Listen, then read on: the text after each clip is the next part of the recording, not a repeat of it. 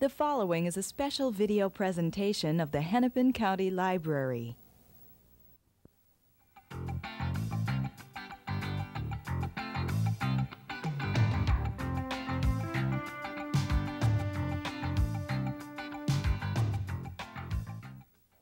Hi, welcome to a discussion with Laurence Shames. I'm Bruce Southworth, a mystery book reviewer for Publishers Weekly and Root Review.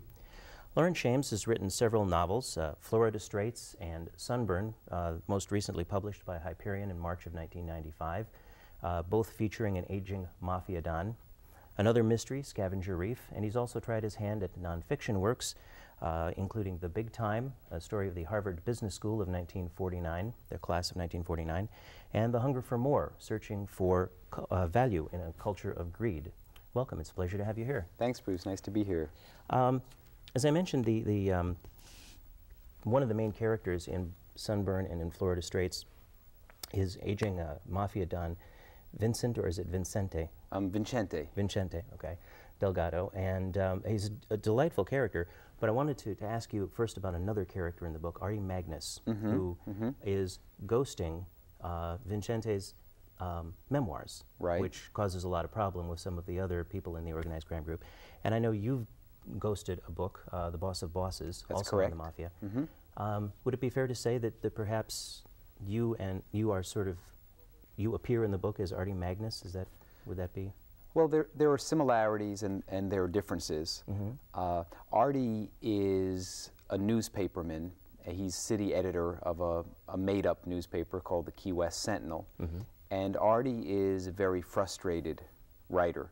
He's tired of being a newspaperman. He's bored with facts.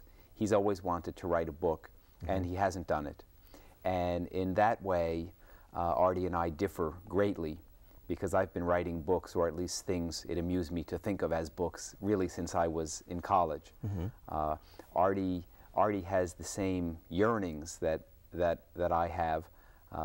Fortunately for me, I seem to have a little bit better discipline than Artie does, or maybe I've just been luckier. But certainly the experience of being a ghostwriter comes a lot from my own experience.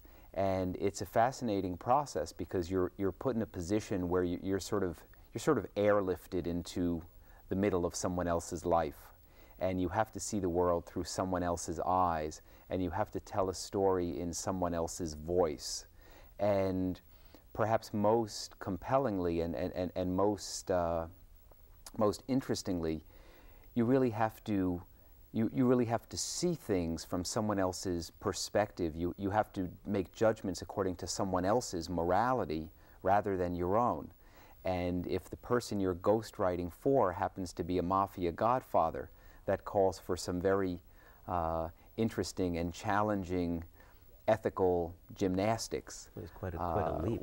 Yes, and putting Artie in a position where he had to do all that in order to fulfill this lifelong goal of writing a book was interesting to me as a writer, and you're absolutely right that I did draw on some of my own experiences as a ghostwriter and some of my own ambivalence about the whole idea of ghostwriting. The book that you did right now, that was with a couple of FBI agents, as I understand yes, it? Yes, there were two FBI agents, Joe O'Brien and Andy Currens. They were the authors of record, and they had a marvelous idea for a book based on an investigation that they themselves had done. It was an investigation into the activities of Paul Castellano, who was the godfather before John Gotti. And in fact, John Gotti is now in prison for life for, among other things, masterminding the rub-out of Paul Castellano. So in the course of doing that book, I had a very privileged glimpse at the upper echelons of the real-life mafia, as well as the real, as opposed to the textbook, procedures of the FBI. And I came to feel a grudging, complicated, but real respect for Paul Castellano. He was, by his, if you grant him certain premises, he was an honorable man, he was loyal, he had had a violent past, but in his later years he really was a peacemaker and a diplomat. and there were a lot of things. He felt things deeply. He had a very rich emotional life. He had a very strong sense of family, and there was a lot to admire at the same time as there was a whole heck of a lot to disapprove of. But some of those feelings that I had about Paul Castellano find their way into Vincente Delgado, and I like to think that that is what makes Vincente a multi-dimensional and a sympathetic character in the novels. That's one of the things that I particularly liked is his, he almost has a tiredness in his voice at times about the notion, kind of the popular notion of the mafia that people have of Al Capone and so on, and people running around in gang wars and shooting. And I love the description in the book where he was telling Artie, it's not about killing, it's not about this, it's about authority. And he brings it all the way back to the history of all the invasions in Sicily and the origins of Cosa Nostra. And that, combined with the intent that he had to write the book for his sons to sort of explain himself. I mean, it makes him a very real and a human kind of character with family values and tradition and so on. No, well, thank you. You know, Vincente, as SUNBURN opens, Vincente is almost bursting with the weight and the pressure of all these secrets that he's had to keep for his entire life, because by definition, the mafia is a secret organization. And Vincente, being someone who takes the code of honor very seriously, has kept these secrets, has never let out anything, but he's also in a position where people are always telling him things. Anyone can unburden themselves to the Godfather.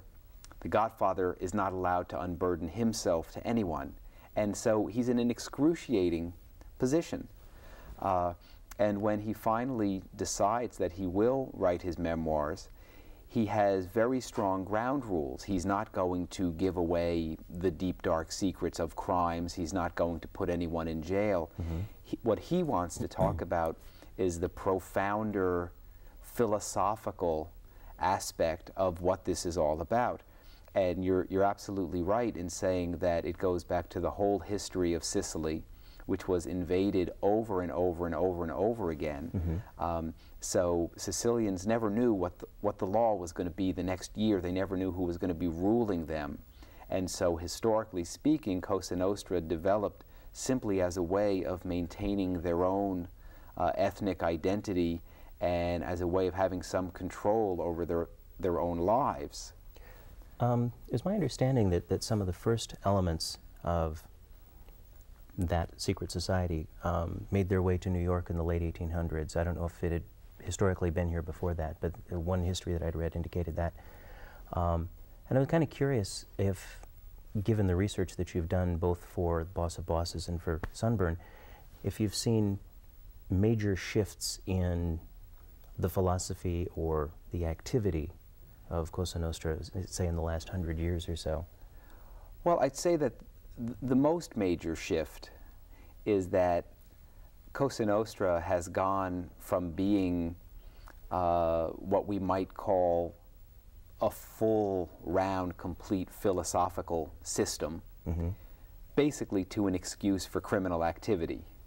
And I want to make it clear that although I have a certain almost nostalgic appreciation for the mafia, you know, it's like for a time the good old bad old days when even the bad guys weren't all that terrible. This is honor among thieves. Right, right. You know, I certainly don't condone the criminal activity, and it's an interesting and complex question because on the one hand, I think people really can understand how Cosa Nostra started. It was meant basically as a mutual defense kind of organization. Now we're in a situation where I guess most of us would say that our government functions with some degree of fairness, law enforcement functions with some degree of fairness. They're not justified now in, they can't say now, oh yes, we're criminals because we must be criminals. They're criminals because they choose to be criminals. They enjoy it, they make more money, and so that's a major shift. Yeah. I've kind of been wondering sometimes too if some of the younger people as they come up, not within the Cosa Nostra, but some of the other gangs, other ethnic groups or whatever, are kind of eroding at the former importance of the people in the Cosa Nostra. Oh, that's absolutely true. The mafia is much less powerful than it was even 20 years ago, and there are basically two reasons for that, or I would say basically three reasons. One reason is that the FBI in particular, other law enforcement groups as well, have mounted some extremely successful prosecutions that basically have dismantled the whole upper echelon of mafia leadership. The second thing that has really weakened the mafia's power is the rise of other ethnic gangs, which, by the way, tend to be more violent, more random in their violence, and scarier than the mafia ever was. And the third thing that has happened is a breakdown of discipline within the mafia itself among the younger members. For example, until 20 or so years ago, mafiosi never took drugs. Drugs were a commodity. They were to be sold to other people who would then be the victims. The mobsters themselves did not take drugs. There is now a younger generation of mobsters in the major cities of the East, at least, who they want to be hip. So they're taking drugs. So there's a breakdown in discipline. There's a breakdown in the whole family structure. And one of the reasons that it's possible for me to exploit the mafia for comic purposes, because, you know, Florida Straits and Sunburn are funny novels, at least I hope they are, because I failed if they're not. No, you succeeded. One of the reasons it's possible to use the mafia in comic terms is because it isn't that powerful anymore. It isn't that dangerous anymore. If it was truly dangerous, if these people were truly evil and violent, you couldn't be funny about it. And I think you can be funny about the mafia now. Yeah, it seems that you've had, you've been able to take that kind of a view and also play with some of the stereotypes with Gino, who is the legitimate son of Vincente, and Joey, who is the illegitimate son, and Joey's, you know, out of the family and he's doing his own thing. But Gino seems to be that out of control element. He's almost sort of representing this new younger generation that doesn't seem to have the respect and trying to do his own thing, make his own way, no matter what. But I also like the balance that you achieve by, it's almost like there is a balance. Gino against Mark Sutton. Is that the FBI agent's name? Mark Sutton, yes.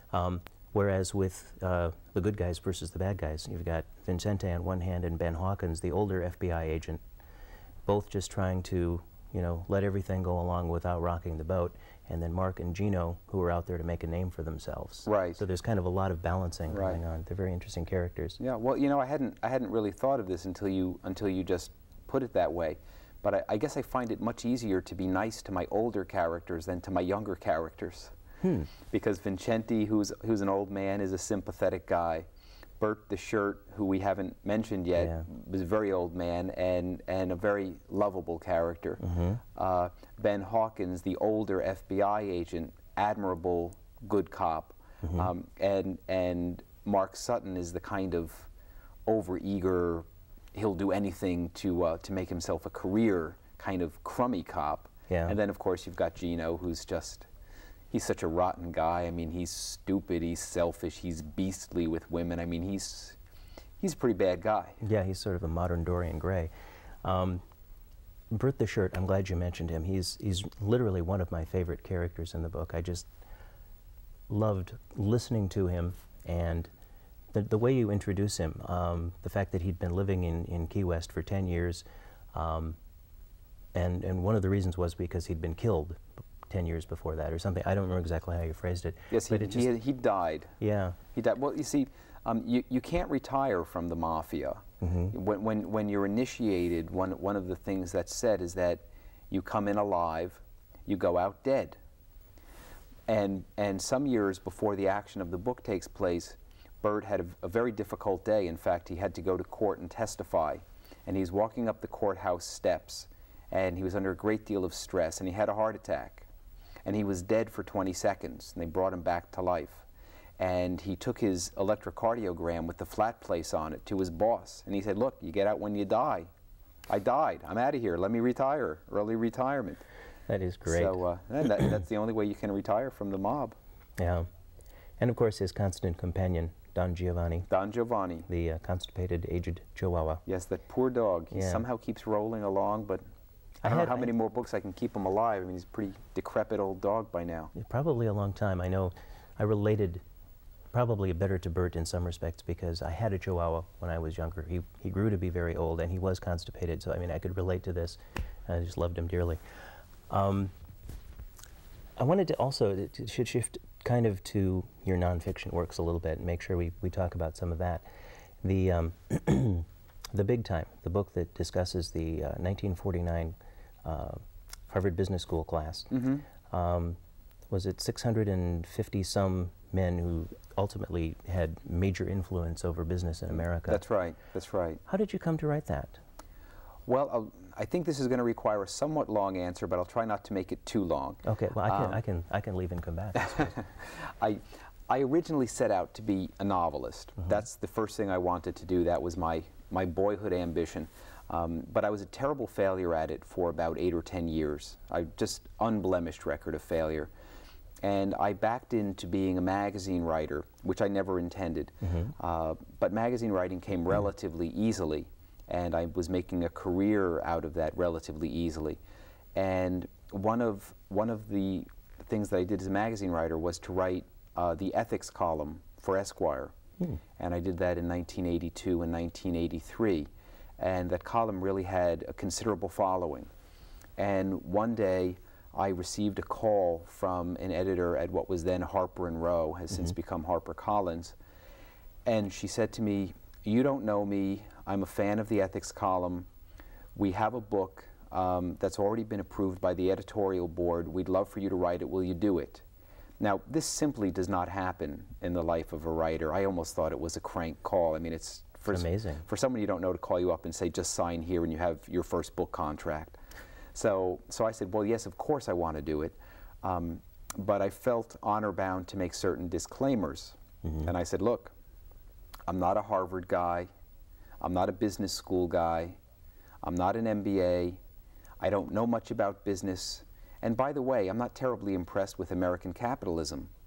And she said, for all those reasons, you're the perfect person to write the book. So I felt like I had made a clean breast of it, and now they were turning me loose to write this book. It has a very conversational feel to it. It's not when I first saw it, I thought this is going to be very dry, discussing the life and achievement of these people and so on, and it's not that at all. It's it's also a very humorous book in a lot of respects because of what you bring out for a lot of the people. I guess one of the things I was wondering, did you come to any particular conclusions as to why this particular class and not necessarily any other particular group of people met with the success that they did? Was it strictly the time that they were in? I think it was 95% timing. Harvard Business School had suspended all classes during the Second World War, and they didn't really resume regular classes until 1947. So the class that graduated in 1949 came after, I think it was an 8-year drought of MBAs. So they were the first batch of new MBAs. Also keep in mind that in 1949 there were many, many, many fewer schools offering the MBA degree. So a Harvard MBA, not only was it very prestigious, but it was just very rare to have an MBA degree at all. So these guys came, and I say guys because it was all men then. The school didn't go co-ed until the 60s. They came out into this very essentially unpopulated field at the very beginning of a quarter century of almost unbroken growth. So they worked hard. I'm not taking anything away from how hard they worked, but they were just so lucky to have that degree at that time and launch themselves into corporate American business at that juncture. So many of them, from the descriptions that I've read, were just so incredibly hungry to get into the school. The people were just persistent and insistent that that's where they were going to go and that's what they were going to do. It's fascinating. Yeah, well, they were a hugely ambitious group, partly because they felt that they had lost time to the war. Mm-hmm. Most of them were veterans, and they, instead of going out and starting their careers at 21 or 22, which was sort of the norm for that generation, they were feeling, oh my God, I'm 25 and I don't know what I'm going to do yet, and I better work that much harder to make up for that lost time. They were hugely motivated. Mm. As opposed to now, people are 30 and 40 and still wondering what they're going to be when they grow up. Exactly. That's pretty scary. The other book that you've written, Hunger for More. Hunger for More, thank you. I just lost it there for a moment. That one I'm not familiar with. I haven't been able to find a copy to look at. So could you tell me a little bit about that? It sounds like it ties in very nicely with the mafia in a way. I mean, this hunger for more and the culture of greed. And yeah, well, in a way, Hunger for More also ties in with my experience as the ethics columnist, mm-hmm. and in an oblique way, it almost follows The Big Time. The Hunger for More is essentially a book-length essay, some might say a book-length tirade, mm-hmm. About yuppies, greed, Wall Street, the whole 1980s ethos of money, money, money, business, business, business, career, career, career. And I was deeply offended by all of that. I thought that young people were basically being suckered into making terrible decisions in personal terms. Mm-hmm. I think that people were rushing into careers blindly, going into finance, not because they had any real interest in it, not because it would be rewarding or interesting, but simply because that was where the fast buck was to be made. And there was so much social pressure and peer pressure mm-hmm. about that. And I thought it was a calamitous time. And I never intended to write that book. I wrote a little 800-word op-ed piece for the New York Times about how the word success was being dreadfully misused and drained of its meaning in the 80s. Mm-hmm. Now, the word success refers to an achievement, an accomplishment, something of substance. Mm-hmm. And in the 1980s, all success meant was well paid. Are you getting paid a lot of money? That's all that success meant. It deeply offended me. Aside from anything else, it was such an appallingly sloppy use of language. And I wrote this little 800-word essay, got mm-hmm. it off my chest, and I thought, well, I've had my say about the 80s. And to my great surprise, I received calls from a number of book editors saying, this needs to be a book. And until that, I truly hadn't thought about writing it as a book. And I got turned loose on that and had a pretty good time with it for a couple of years. But at the same time, it cured me of writing serious social commentary, basically because I worked so hard on that book. Mm-hmm. It was very well received by reviewers and the media, but it really was an incredibly tough sell. The reason being that I was asking people to shell out $20 to be told that they were wasting their lives.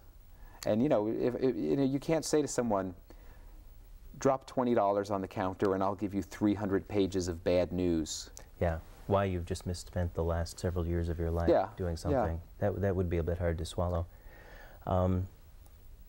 I know this is going to sound like we're shifting gears a little bit, but I wanted to ask you about an aspect of both. Well, I won't say both, but the Big Time in particular. As I said, it has almost a fictional flavor to it, a very easy read in that sense, and there's so much that's based in reality in SUNBURN as well, and I'm sure Florida Straits. And do you find that there's a fuzzier line than maybe you anticipated between fiction and nonfiction?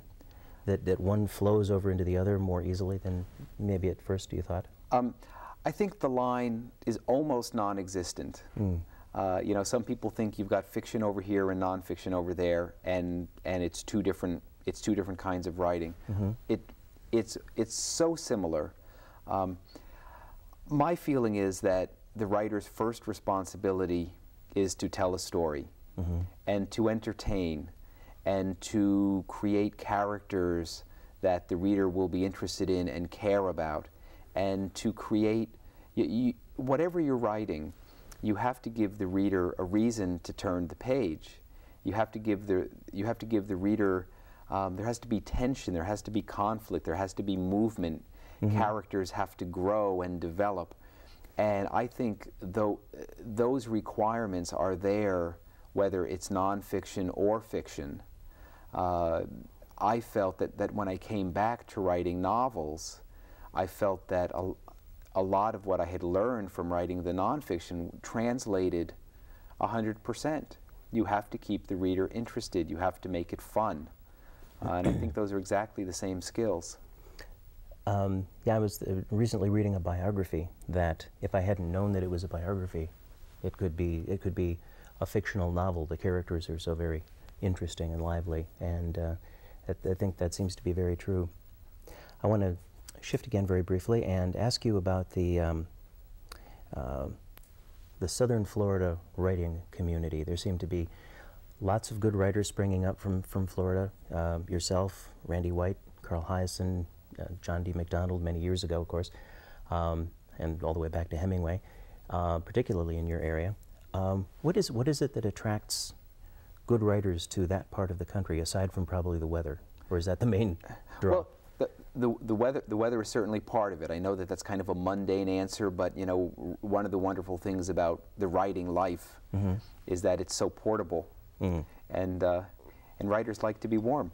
But aside from that, I do think there are certain things about Florida that make it very amenable to fiction, and especially to kind of quirky, funny, slightly strange, in some cases, crime fiction, not only crime fiction.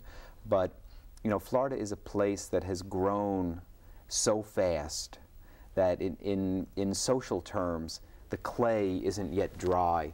The rules are not really set, or if they seem to be set, they're changing all the time.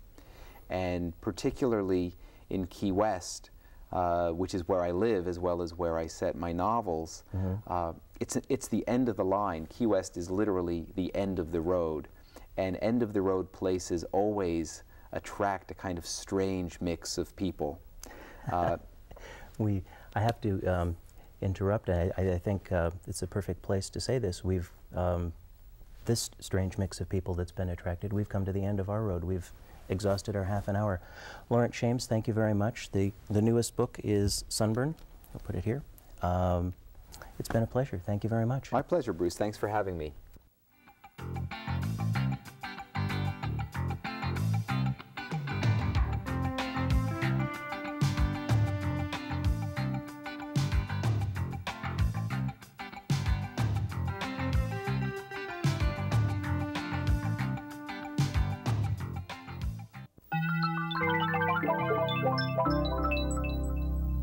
A presentation of the Hennepin County Library.